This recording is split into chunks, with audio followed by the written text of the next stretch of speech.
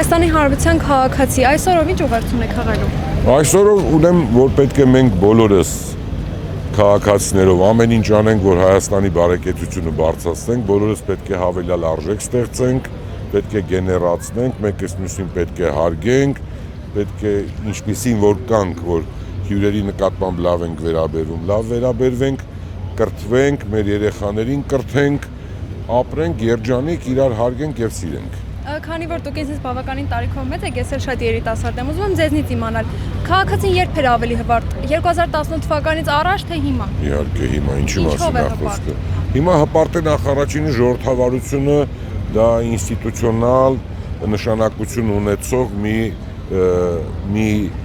ուղղություն է, որով որ աշխարհը բաժանված է, դա կա ժողովրդավարական, որտեղ որ մարդու իրավունքները պաշտպանվում է, մարդը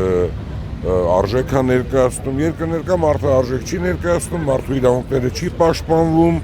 եւ Հայաստանի Հանրապետությունում մինչեւ 18 թվականը, ես չեմ ասում այնպիսի երկրներ, ինչպիսիք չեմ ուզում դրանց անունը տամ, որտեղ որ մարդու իրավունքները ընդհանրապես չի պաշտպանվել, Հայաստանում էլ եղել են շատ դեպքեր մարդու իրավունքները չի պաշտպանվել, Հայաստանում եղել են մենաշնորհներ, Հայաստանում եղել են ընտրյալներ, Հայաստանում եղել են քաղաքական կառույցներ, որոնք որ իրանց ավելին են թույլ տվել, քան օրենքն է թույլ տալիս, այնպես որ տարբերությունը շատ մեծ է։ Իսկ հիմա մարդու իրավունքները պաշտպանված համարում եք։ Իհարկե համարում եմ, իհարկե հնարավոր են շատ փոքր ինչ-որ խնդիրներ առաջ գան, դրանք նույնպես բոլոր այն ինստիտուտները, որոնք որ ստեղծված են դրա համար, մարդու իրավունքների պաշտպանը, դատախազությունը, պետական մեղադրողը, քննչական համակարգը, իրավական համակարգը բոլորն զբաղվում են, որպեսզի մարդիկ լինեն պաշտպանված։ Շատեր այսօրվա միջոցառման մեջ կոռուպցիոն ռիսկեր են տեսնում, հաշվի առնելով թե ուղերձը խաղաղության ձայնը, որը կապված է։ Նայեք, ես կարծում եմ, այդ մենք մի հատ խնդիր ունենք,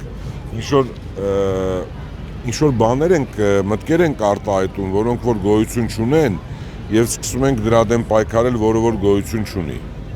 Նկատի ունեմ ինչ կոռուպցիոն ռիսկ, երբ որ քաղաքացին գալիս է ինքնա ձեռք բերում, ինքնա կարծում եմ վճարովի է, հա։ Այո, վճարովի էր։ Բայց դրա որ վճարովի է, դրա կոռուպցիան ո՞րն է։ Միջոցառումը հայ համերգը անվճար է լինելու։ Համերգը չհասկացա, բայց Հայաստանի Հանրապետության քաղաքացիները այդքան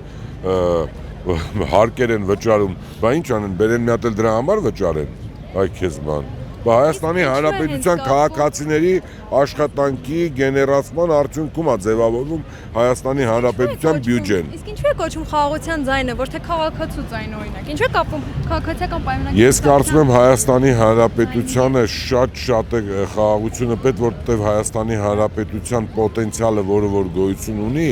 եթե մենք խաղաղություն ունենք, Հայաստանը ժամ առ ժամ, օր առ օր, տարի առ տարի իր բարեկեցությունը կավելացնի։ Այդ հնարավորությունը, այդ պոտենցիալը մենք ունենք։